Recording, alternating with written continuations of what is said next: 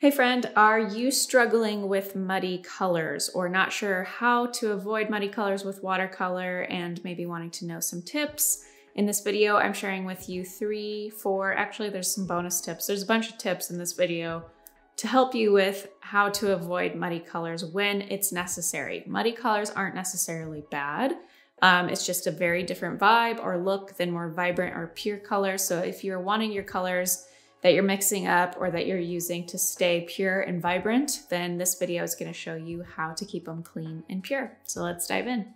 How to avoid muddy colors. Okay, so first things first, super basic sounding maybe for you guys.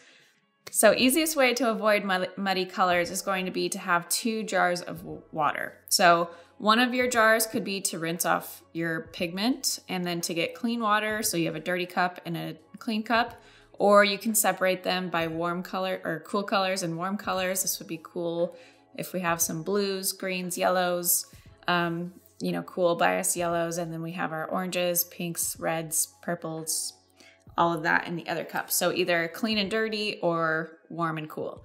The reason for that is if you are picking up, and mixing a ton of pigment or rinsing off a ton of pigment in one cup, then you're also picking that up with that same brush and adding it to your pure pigments or to your colors or to your mixtures. So if you want to keep your colors less muddy, more clean, then try to keep your water cups separated warm and cool or separated dirty and clean. And if you are doing warm and cool, then the second tip to avoid muddy colors is to also avoid mixing warm and cool colors together. There's nothing wrong necessarily with muddy colors. It's just a different look. So if you want vibrant, pure looking colors on your paper, then you're going to want to separate warm and cool colors. And the reason for that is if you look at a color wheel, you'll notice that for contrasting colors that sit directly opposite of each other on a color wheel, there's always a warm color and a cool color in that combination. So for example, red and green are opposing colors. They're contrasting colors. Red is a warm color, green is a cool color. And of course, there's biases with colors, like there could be cool reds, there could be warm reds, there could be cool greens and warm greens. But traditionally speaking, red and green are warm and cool. So contrasting colors incorporate a warm and a cool color. So if you mix red and green together, for example, like if I were to take this swatch of Scarlet Lake,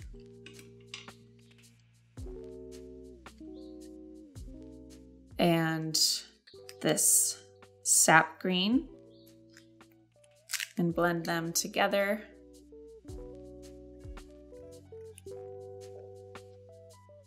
and in the middle, you'll notice we have a brownish, we need more green in there. There's a lot of red being mixed in. So we're getting a brownish mixture, a brownish red, which again, isn't necessarily bad. This would be great for, tree trunks or landscapes or even skin tones. But if you're wanting something to look more vibrant, you want a bright red instead of a muted brick red, or your bright green instead of a sagey olive green with a little red mixed in, then you want to make sure to avoid mixing warm and cool colors. The same will happen if we're mixing, let's do orange and blue. So let's do Prussian blue for one swatch.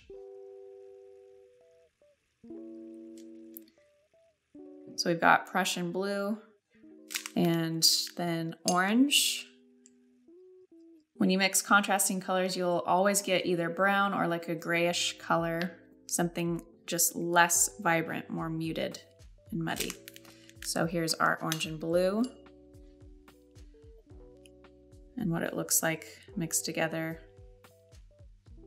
Kind of this nasty green, because this orange has a lot of yellow in it.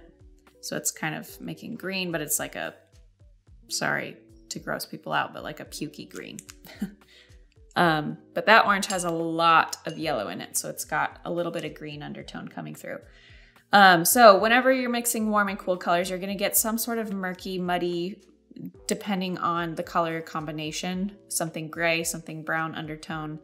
Again, nothing wrong with being having muddy colors. It's just a different look. So again, if you want pure, vibrant colors, I like to keep my warm colors. So my reds, pinks, oranges, yellows, yellow ochre is in here too on one side of my palette. So I'm mixing up all of my warm colors over here, and then all of my cool colors on the left side of my palette, and I'm mixing up my secondary colors like greens and yellow greens and all of that, or grays with cool undertones, grays with warm undertones in these separate dishes. So I don't have to clean my palette as often. I'm not getting, you know, muddiness in these colors that I don't want, because I like to paint with really rich and vibrant colors. I don't really paint super muted all the time. So that's another tip.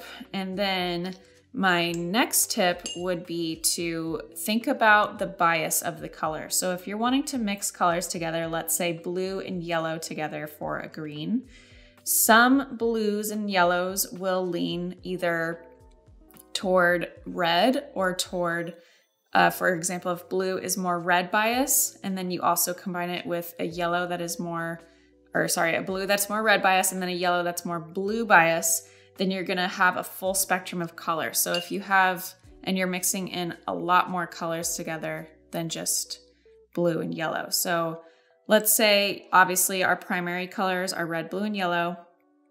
Let's do red, blue. And then we've got our red.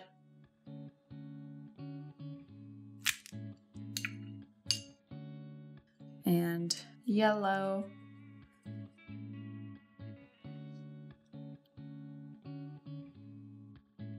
Let's make this blue bigger. That's going to bother me. So we've got three primary colors, red, blue, and yellow. And let's say we want to mix together blue and yellow to make green. Well, this yellow in particular, this is lemon yellow deep. If you look at it closely, if you look at any color closely, you can kind of pull out a sense of what its undertone is or what its bias is. So this yellow is biased towards red. It has kind of like a little orangey undertone. And then this blue is biased towards yellow.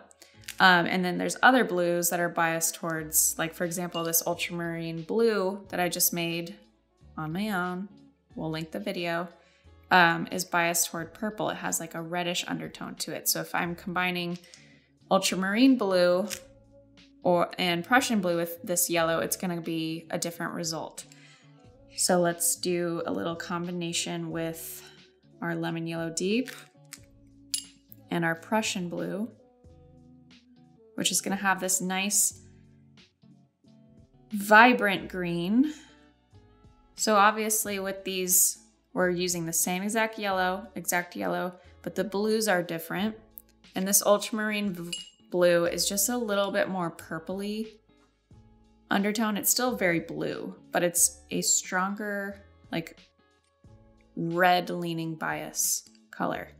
So when you mix red and green together, red and green are contrasting colors, you get more murky, muddy undertones instead of a vibrant, clean, pure looking green or undertone. So the ultramarine blue and lemon yellow deep just kind of creates like a grayish tone to it, whereas Prussian blue, which isn't really biased toward any direction, it's pretty pure, mixed with lemon yellow deep makes a more vibrant green. Obviously, going on top of the yellow will get more green. Show that green more. See how this is like a weirdish gray green? Nothing wrong with it, it's just a different vibe.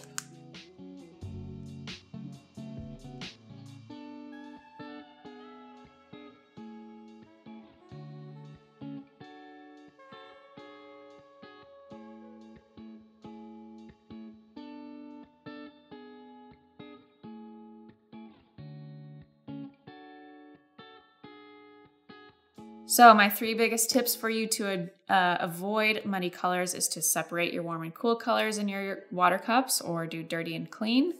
To separate your warm and cool colors in your mixing wells, in your palette, because contrasting colors or combining warm and cool is usually gonna mix up and create muddy colors. And then also to think about the colors that you're mixing together. So even if they aren't contrasting colors and you want to mix blue and yellow together or red and yellow together for orange, whatever it is, think about the leaning or the bias of each individual color. And if they're leaning further away from each other, then they're going to create more muddiness. Then think about that when you're mixing the colors. If you want things to look more vibrant and pure, then try and mix colors that aren't as biased or are closer together, if that makes sense, on the color wheel. And then bonus tips, obviously making sure you are really cleaning off a color from your brush in your water cup. So I like to go and like really swirl my brush around in the bottom of my cup and swipe it off. And if I need to, changing out my water as well. If it's starting to look really murky or muddy, then I'll get clean, fresh water, because again, the longer you paint, the more you paint throughout the day, the more pigment you're adding to your water. So it can definitely get muddy. So clean, fresh water is going to help with that as well. Making sure you have a really clean brush before you pick up a new color if you don't want it to get mixed with anything or end up getting murky and muddy. Super simple, but it's always something to be thinking about as you're painting. So stay aware of the direction your colors are leaning or your water is leaning. And if you don't want muddy colors, keep changing it up and obviously listening to those tips that I gave you in this video. Thanks so much for watching. I hope that was useful and helpful for you. If there's something that I forgot to mention in this video, another tip to help avoid muddy colors, drop them in the comments. I'm sure other people watching would love the extra bits of information, the bonus tips. And then if you are brand new to watercolor, we have tons and tons of videos on this YouTube channel that will help you avoid all of the mishaps and mistakes that a lot of beginners run into when they're starting out with watercolor. So we'll make sure to link to those videos. I have a beginner like crash course to watercolor that is a really, really good video, really long and thorough video, basically a free beginner's course to watercolor. So make sure you check that one out and I'll see you in the next video.